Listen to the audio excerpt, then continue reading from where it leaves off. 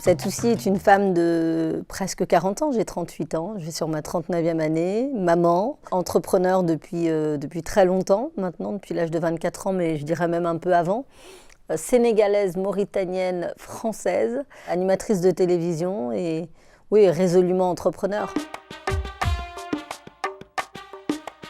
Autant extravertie effectivement qu'introvertie, franche, mais en même temps qui a un vrai brin de folie. Quelqu'un de très attaché à ce que je suis, à mes origines et à mon identité. Je suis, je pense, quelqu'un qui a parfaitement conscience que la vie passe très vite et qu'il faut courir pour réaliser ses rêves avant qu'il soit trop tard.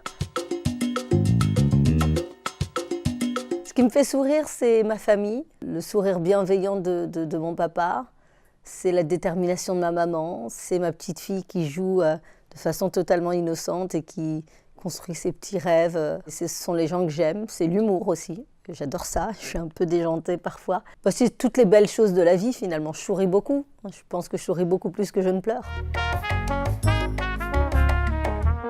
Moi je ne supporte pas l'injustice, je ne supporte pas le jugement des gens. Je trouve que les gens ont un autre rôle que de juger l'autre et que les gens passent leur temps à regarder ce qui se passe chez l'autre plutôt que d'avancer eux-mêmes. Ce qui m'agace, c'est la haine qui se développe aujourd'hui dans notre société, c'est le fait que l'humain n'aime plus l'humain.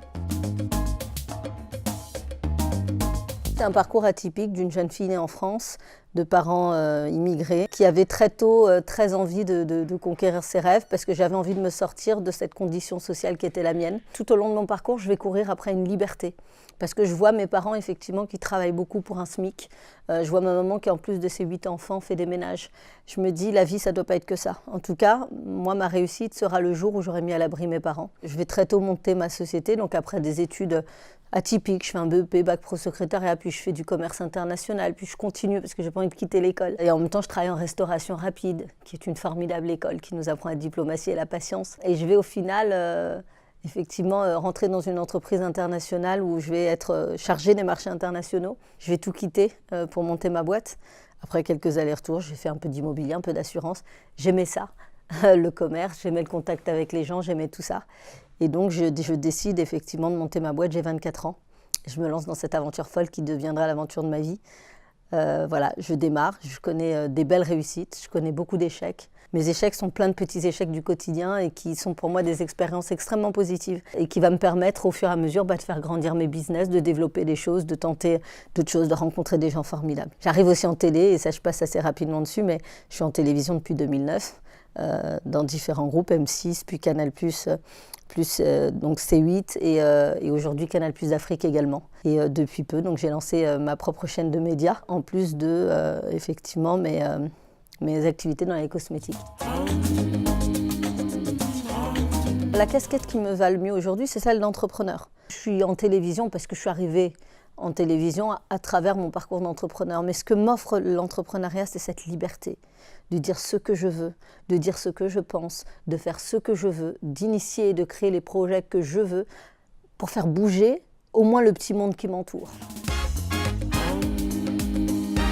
C'est le jour où mon père me raconte comment il est arrivé en France, par quoi il est passé, le périple qui sera le sien, la façon dont il tentera le tout pour le tout, où il risquera même sa vie à la frontière espagnole. Le jour où mon père me raconte ça, je jure de tout faire pour réussir. C'est des valeurs de respect, des valeurs de partage, des valeurs d'ouverture d'esprit, la valeur du travail, la valeur de la dignité, la valeur du pulako, qui est un code d'honneur très important chez les Peuls, qui apprend la patience, ce qu'on appelle muñal, qui apprend effectivement le respect, la façon de se comporter avec les autres. Donc c'est tout un mix de valeurs qui sont nées de mes différentes cultures. Dès lors qu'on fait des choses et qu'on existe, on voudrait qu'on reste à notre place, qu'on ne fasse pas trop de bruit, qu'on ne prenne pas trop de place. Et on se permet d'ailleurs de dire des choses qu'on ne dirait pas d'autres populations, d'autres communautés. Mais je le dis haut et fort, nous ne sommes pas respectés, la population noire n'est pas respectée, son histoire n'est pas respectée. Et c'est un travail que chacun doit entreprendre, mais pas seulement les Noirs, tout le monde. Mon actualité du moment, c'est effectivement ma chaîne de télévision, mais c'est aussi ce nouveau livre que je viens de sortir, qui s'appelle Made in France, et qui raconte comment je me suis construite, moi, dans un pays comme la France, qui est mon pays de naissance, avec cette double culture qui est la mienne, avec cette ambition qui était la mienne, et avec les inspirations et les codes de réussite qui étaient les miens. Ça veut dire que quand je regardais la télévision, j'avais pas d'inspiration. Les femmes de ménage, elles étaient toujours noires ou portugaises. Je raconte qu'effectivement, le petit gamin noir heureux, c'est celui qui était adopté par une famille, c'est Arnold et Willy.